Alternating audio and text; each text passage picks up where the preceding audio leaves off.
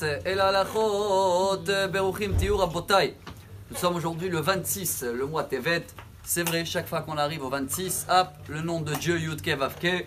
Je pense que tout le monde connaît, ils ont déjà partagé la grande vidéo d'un professeur qui s'appelait Yeshayahu Rubinstein, qui a prouvé que dans notre ADN, DNA en hébreu, il y a la signature de Dieu.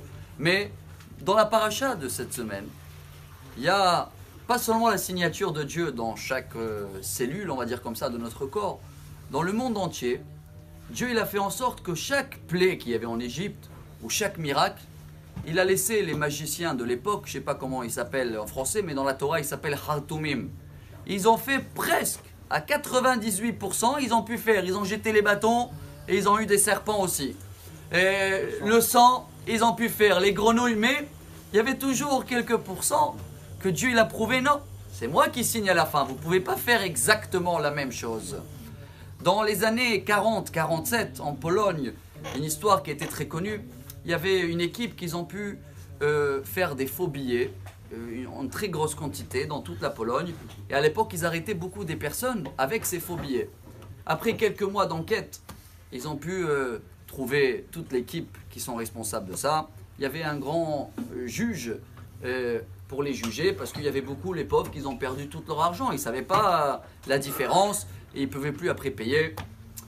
Mais l'avocat, ils avaient un très bon avocat, hein, il ne leur manquait pas de l'argent, quoi. L'avocat, il s'est levé, il a dit « Excusez-moi, monsieur le juge, qui a dit que les billets sont faux ?» Il a dit « Qui c'est qui a dit ? C'est la banque. Et comment la banque, elle sait que les billets sont faux ?»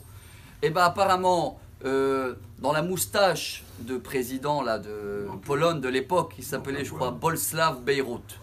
Peu importe, il manquait quelques poils. Et dans l'aigle de Pologne, le signe, aussi là-bas, l'œil était une couleur différente. Mais il a dit, mais à part ça, tout était authentique. Ils ont dit oui, 98%, c'était bon les billets. Alors il a dit, alors dans ce cas-là, ils ne sont pas fautifs, hein. C'est des gens bien, mes clients. Je dis, comment c'est des gens bien? Bah ouais, ils n'ont pas fait exactement la même. S'ils auraient fait exactement la même, c'est grave. Mais là, ils ont laissé, c'est le problème des gens qui ne savaient pas regarder la différence, les 2% qui manquent. Qu'est-ce que vous croyez? Qui c'est qui a raison? Je ne vous dis pas le résultat de ce jugement, bien sûr qu'ils les ont tous jugés en prison, chers amis. Mais si on comprend bien que Akadosh Baruch Hu, il nous fait pareil.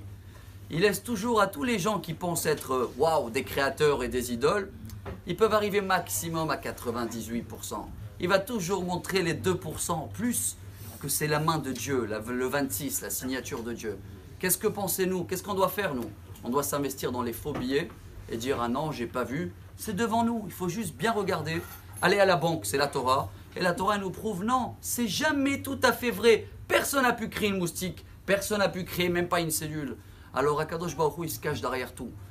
À nous, dans la paracha, de retrouver le nom de Dieu. Attention, hein, ça nous donne des devoirs. Parce que si on reconnaît Dieu partout, c'est qu'il a des demandes à nous faire. Et dans ce cas-là, on va investir jamais dans des faux billets. Et on sera toujours fidèle à le nom de Dieu qu'il apparaît partout. Bonne journée. Amar Rabbi Elazar.